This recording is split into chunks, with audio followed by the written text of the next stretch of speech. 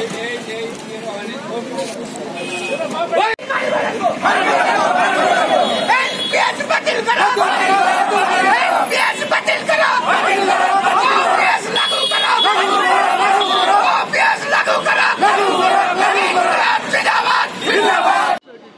नाम शामसुल बारी सरकार मैं एडमिनिस्ट्रेटिव अफिसार अफिसर एडमिनिस्ट्रेटिव अफिसार और मैं जिला कर्मचारी परिषदर सभापति है।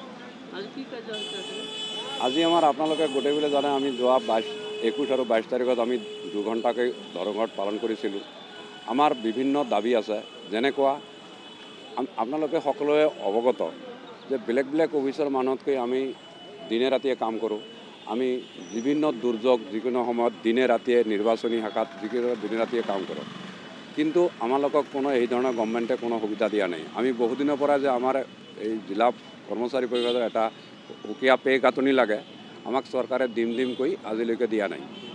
আৰু আপোনালোকে সকলোৱে জানে যে आमार যিবিলাক বাকিবিলাক যিবিলাক অফিচত যিবিলাক পোষ্ট গ্ৰেজুৱেট পোষ্টৰ এডভাৰটাইজ কৰিছিল তাতে কিন্তু এইসকলক কৰ্মচাৰীসকলক গ্ৰেজুৱেট চেলাৰি দিয়ে কিন্তু আমাৰ ৰিসেন্টলি হৈ যোৱা কিছুমান ৰিকোয়াৰমেন্টত আমাৰ ইটো পোষ্টবিলাক গ্ৰেজুৱেট কৰিছে কিন্তু ইহঁতক গ্ৰেজুৱেট চেলাৰি নিদিয়ে।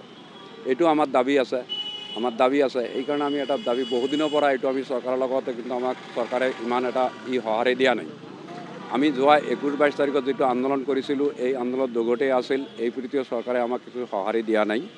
এই কাৰণে আমি আজি তাৰ সহায় নিদিয়াৰ কাৰণে আজি আমি 29 ডিসেম্বৰত আমি গোটেই দিন জোৰা কাৰ্যকৰী এনেকৈ যেন আমাৰ সম্পাদক মহোদয়ে কোৱাৰ দৰে যে ইয়াৰ পিছতো যদি চৰকাৰে আমাক এই আন্দোলনৰ প্ৰতি কোনো সহায় নিদিয়ে আমাৰ দাবীসমূহৰ প্ৰতি সহায় নিদিয়ে তেনেহ'লে আমি আৰু আমাৰ কৰ্ণধাৰ সমিতিৰ বৈঠকৰ যি আলোচনা হয় আমি আৰু ভৱিষ্যতে আৰু জঙ্গী আন্দোলন কৰিবলৈ বাধ্য।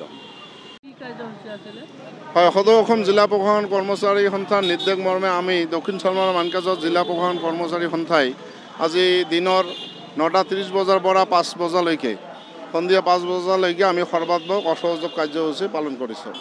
আৰু ইয়াৰ মূল দাবীকেইটা হৈছে আমাৰ বিশেষকৈ 2016 চনতে চৰকাৰে নটিফিকেশ্যন কৰিলে যে আমাৰ তৃতীয় বৰ্গৰ শ্ৰেণীৰ কৰ্মচাৰীসকলক গ্ৰেড পে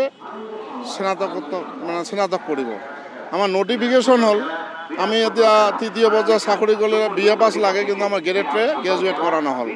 আর দ্বিতীয়তে হচ্ছে NPS-র কথাটো কারণ NPS-এ আমার কর্মচারীসকলক সুরক্ষিত নকৰে আমি ভবিষ্যৎ সুৰক্ষিত নহয় সেই কাৰণে আমি NPS বাতিল কৰি OPS আমি বিচাৰিছোঁ।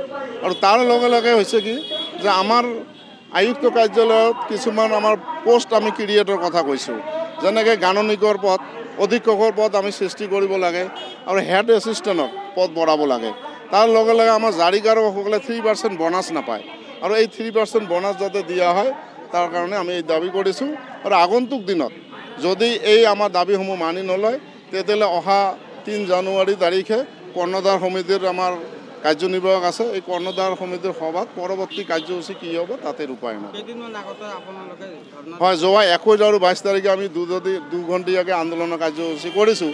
ভাবিছোঁ যে চৰকাৰে আমাক সঁহাৰি দিব কিন্তু চৰকাৰে কোনো ধৰণৰ গুৰুত্ব নিদিলে যাৰ পৰিপ্ৰেক্ষিতত আজি আমি গোটেই দিনজোৰা আমি সৰ্বাত্মক অসহযোগ কৰিছোঁ।